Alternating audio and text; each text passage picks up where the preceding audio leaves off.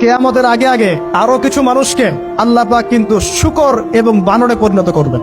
এই হাদিসটা কি জানেন? হাদিসটা শুনে রাখেন, এটা আখিরুজ জামান বা কিয়ামতের আলামত সংক্রান্ত হাদিসগুলোর মধ্যে পাবেন। আল্লাহ রাসূল সাল্লাল্লাহু আলাইহি ওয়াসাল্লাম বলেছেন, কিয়ামতের আগে আগে আমার উম্মতের মধ্যে, ভালো করে শোনেন, কিয়ামতের আগে আগে আমার উম্মতের মধ্যে একদল মানুষ বের হবে যারা মদ পানকে হালাল মনে করবে। কাকে? মদ পান করাকে হালাল মনে করবে। যারা বাদ্যযন্ত্র, গায়িকা, নায়িকা এগুলো নিয়ে নর্তকী নাচাবে রাতের বেলা, এগুলোকে হালাল মনে করবে। যারা অশ্লীলতা, বেহায়াপনাকে জায়েজ করে নিবে, ঠিক আছে, এরকম কয়েকটা পাপের কথা বলে নবীজি বলছেন একদিন সকালবেলা আল্লাহ পাক তাদেরকে ঘৃণিত বানরে পরিণত করবে।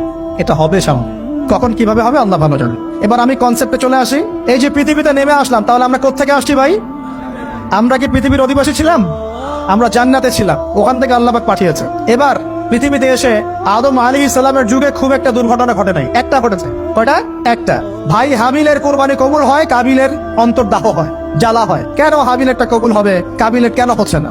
এই হিংসার বশবর্তী হয়ে কাবিল হাবিলকে হত্যা করে ফেলে, হত্যা করে লাশটা দাফন করার পদ্ধতিও তার জানা ছিল না। আল্লাহ কাককে পাঠালেন, কাককে দেখে সে শিখলো। প্রথম দুর্ঘটনা হচ্ছে হাবিল কাবিলের দুর্ঘটনা। বলে রাখি, আজকেও নিজের ভাইয়ের বেশে বহু কাবিল মুসলিম সমাজের মধ্যে ঘুরে বেড়ায়।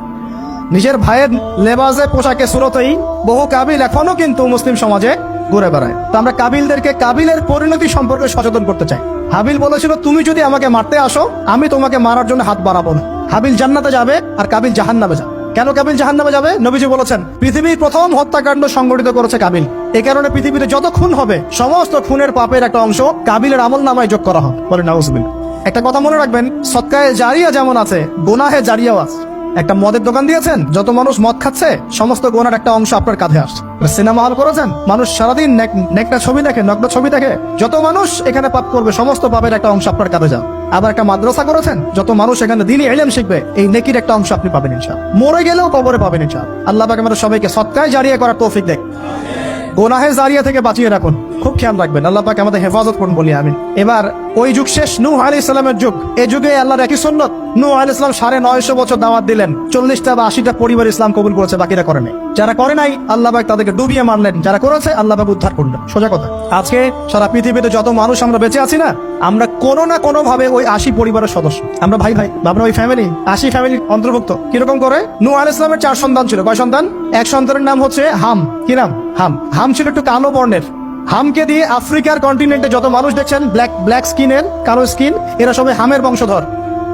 মজা না বিষয়টা? মানুষের অস্তিত্ব পৃথিবীতে, ইতিহাস, এগুলো খুব ইন্টারেস্টিং টপিক।